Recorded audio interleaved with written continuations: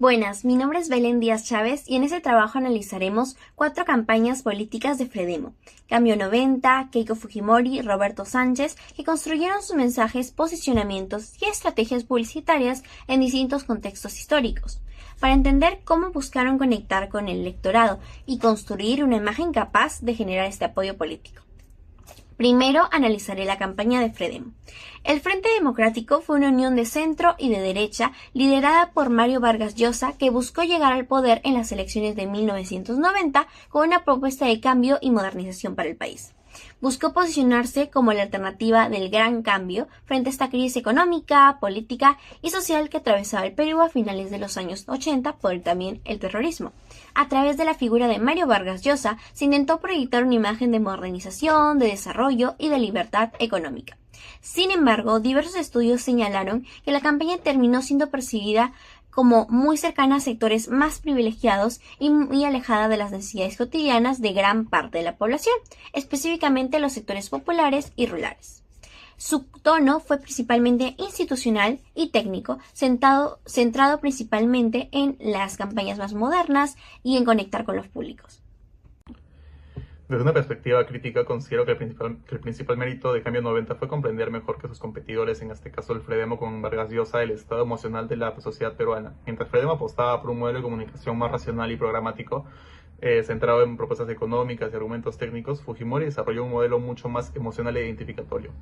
Y su difusión también fue clave, ya que utilizó medios tradicionales como la televisión, radio y prensa escrita. La estrategia estuvo mucho más concentrada en reforzar una única imagen, ¿no? La de un outsider cercano a los sectores populares. Y eso contrastó con Fredemo, cuya sobreexposición mediática, saturación publicitaria terminaron debilitando su mensaje, tal como menciona Jorge Samón en Celos y Recelos. En ese sentido, el Cambio 90 demuestra una comunicación simple y coherente. Muchas veces puede ser más efectiva que una campaña técnicamente superior.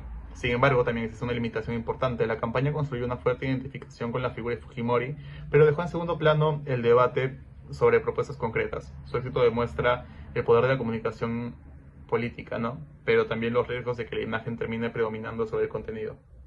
Además, refuerza constantemente el concepto de orden, que se ha convertido en uno de los principales ejes de su campaña. Bueno, su tono es principalmente institucional y esperanzador, aunque incorpora elementos de firmeza y de autoridad.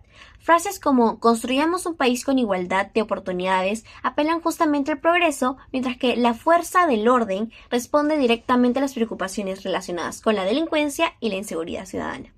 La atmósfera de la campaña busca transmitir seguridad, estabilidad y control.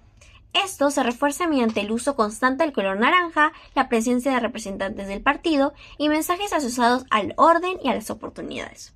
Su propuesta de valor se basa en 3 ejes principales: orden, seguridad e igualdad de oportunidades, presentándose como una alternativa capaz de responder a problemas como la delincuencia, la desigualdad y la desconfianza hacia las instituciones, que están muy fuertemente hoy en día.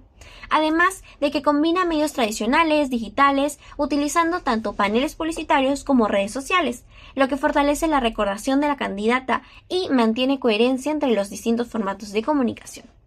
Bueno, ahora pasemos al comparar las campañas de Keiko y Roberto Sánchez, podemos encontrar que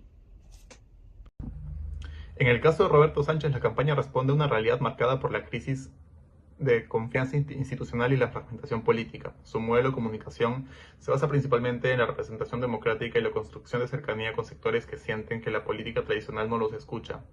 A diferencia de Cambio 90, que apostaba por una figura disruptiva, Sánchez busca legitimarse como un representante de la participación ciudadana y la inclusión. La difusión de su campaña se apoyó principalmente en redes sociales, medios digitales y actividades públicas, y eso refleja una transformación importante respecto a las campañas del 90.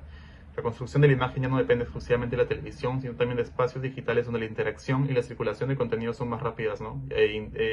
Y horizontales.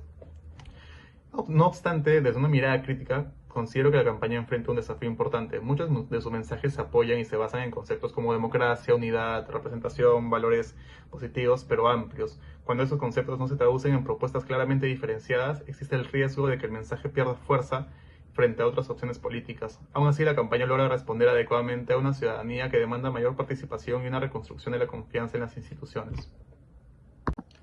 Y bueno, al analizar las cuatro campañas a partir de los planteamientos de Jorge Salmón en Celos y Recelos, observamos que la comunicación política va un poco más allá de la difusión de propuestas.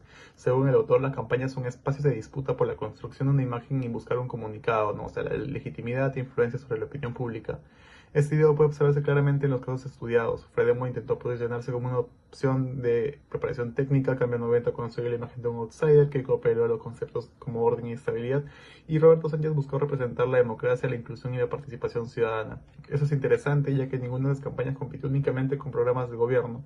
Todas buscaron apropiarse de una idea capaz de generar identificación en el electorado. Por ello consideramos que la principal contribución de Celos y Recelos en este estudio es poder demostrar que la política es una competencia simbólica donde las percepciones y emociones suelen ser potentes y tan importantes como las propuestas mismas. Y bueno, para finalizar, como grupo consideramos que uno de los principales hallazgos de este análisis es que la comunicación emocional suele generar una conexión más efectiva con el electorado que una comunicación exclusivamente técnica. Y eso se puede observar claramente al comparar el Fredemo y el Cambio 90. Mientras que el Fredemo priorizó propuestas económicas y argumentos racionales, el Cambio 90 logró construir una narrativa cercana y emocional que conectó con el ciudadano de esa época. Asimismo, observamos que la imagen del candidato se convirtió en una herramienta fundamental de persuasión. Fujimori se posicionó como un outsider que construyó una comunicación alrededor de la experiencia y el orden y además la trayectoria de su padre, y Roberto Sánchez apostó por una imagen asociada a la democracia, a la inclusión y la representación política. Otro aspecto importante es la evolución de los medios de difusión. Las campañas de 1990 dependían principalmente de la televisión, la radio y la prensa y los afiches, mientras que las campañas actuales incorporan redes sociales y plataformas digitales que permiten una interacción más directa con el ciudadano. Y finalmente, podemos decir que las campañas más efectivas fueron aquellas que lograron interpretar mejor las preocupaciones del contexto histórico. Por ello, nuestra posición es que la efectividad de una campaña no depende únicamente de su propuesta, y sí depende de su capacidad para construir una narrativa capaz de generar identificación, confianza y legitimidad. Por ese lado, los candidatos no solo compiten por votos, sino que también buscan algo más, buscan llegar a ocupar un lugar en la mente y la confianza de los ciudadanos.